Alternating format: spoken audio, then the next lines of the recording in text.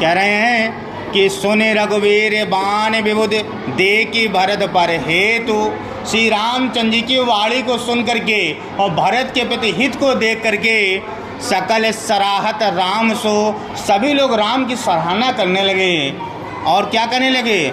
सो प्रभु को कृपा निकेतु, और प्रभु को कृपालु कहने लगे कि प्रभु बहुत ही कृपालु हैं और दीन दयालु हैं। ठीक है, आगे कह रहा है जौ न होते जग जन्म भरत को, सकल धर्म दुर धरन धरत को। कह रहे हैं इस अगर संसार में भरत का जन्म ना हुआ होता, अगर इस संसार में भरत का जन्म ना हुआ होता, सकल धर्म दुर धरन धरत को, तो धर्म का जो चक्र है, जो इस संसार में धर्म है, धर्म की मान्यता है, धर्म को मानने वाले हैं, इसका कारण भरत से है। क्योंकि भरत धार्मिक व्यक्ति थे, उन्होंने ही धर्म की स्थापना की। वो ही घुरी हैं जो धर्म को राउंड फिगर में घुमाते हैं। बात है समझ में? कहने लगे संसार में भरत का जन्म ना हुआ होता तो धर्म भी कहीं ना दिखाई देता। कवि कुल अगम भरत गुण गाता, को जान ही तुम बिनु रघुनाता। यहाँ पर कह रहे कवि कुल अगम भारत गुण गाता।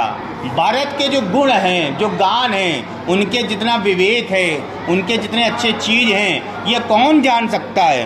को जाने, को जान सकता है तुम बिनु रघुनाता, तुम्हारे बिना श्री राम। यानी श्री राम तुम ही भरत के गुणों को जानने वाले हो, उसके सील को जानने वाले हो, उसको पहचानते हो, और कोई भी नहीं जान सकता है। और क्या कह रहा है? लखन राम सिय सुन सुरवाणी। राम ने, लखन ने और सिय ने किसकी वाणी को सुना? सुर, यानी देवताओं की वाणी को सुना। यानी ये जो कह रहा था, 4 लाइनें जो आपको बताई हैं कि इस जगत में अगर भरत का जन्म ना हुआ होता तो धर्म की नहीं होती व्याख्या, या गुरी कौन घुमाता।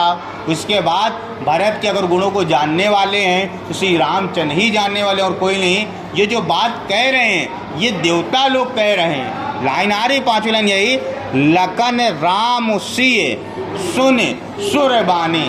राम ने, लखन ने, सीता ने सुर यानी देवताओं की वाणी को सुना। जब ऐसा सुना तो अति सुख लयो न जाए बखाने, तो इनको बहुत ही आनंद प्राप्त हुआ जिसकी व्याख्या ये नहीं कर सकते हैं। यानी इनको प्रसन्नता हुई कि देवी देवता उनके बारे में ऐसा कह रहे हैं। आगे बता रहा है यहाँ भरत सब सहित सहाय। यहाँ पर दूसरी तरफ भरत जी सभी के साथ में आ गए। कहाँ आ गए? मंदाकिनी पुनीत नहाए। मंदाकिनी नदी के पास आ गए और सभी ने क्या किया? स्नान किया। आगे क्या कह रहा है? सरित समीप राखी सब लोगा, मागी मातु गुर सचिव नियोगा। कह रहे हैं सरित यानी उसी नदी के पास, सरित समीप नदी कौन सी थी? मंदाकिनी नदी थी। तो कह रहे हैं मंदाकिनी नदी के पास में सभी लोगों को रोक दिया।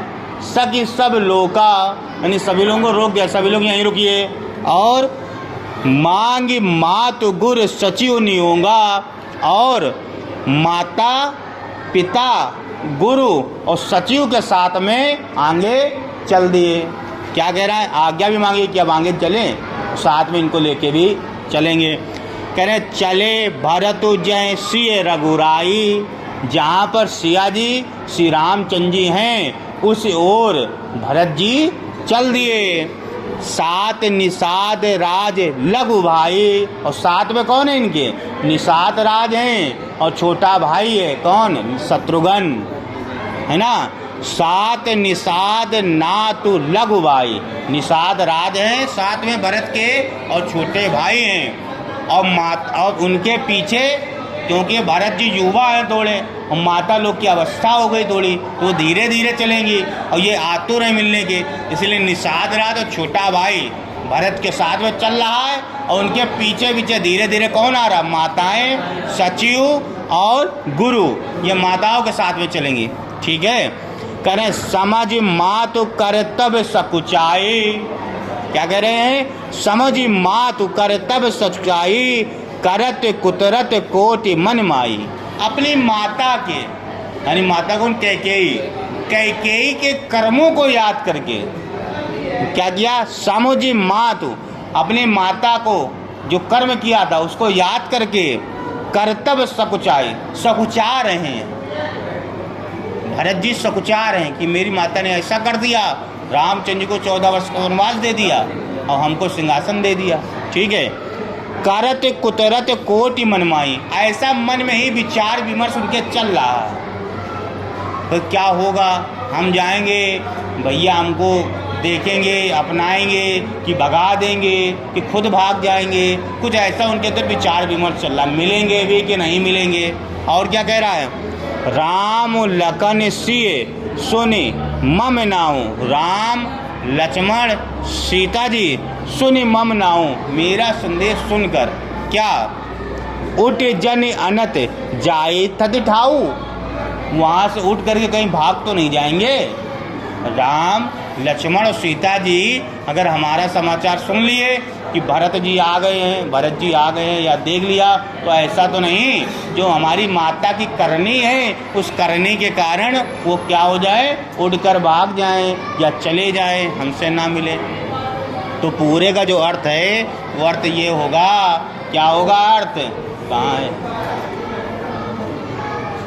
अर्थ ये होगा कि रघुवीर जी की वाणी को सुनकर भरत जी के स्नेह को देखते हुए रामचंद्र जी की सभी सराहना करने लगे और कहने लगे श्री राम जी बहुत ही दयालु प्रवृत्ति के हैं।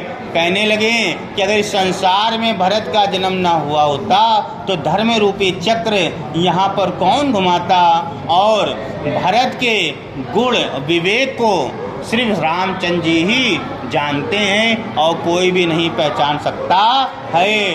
लक्ष्मण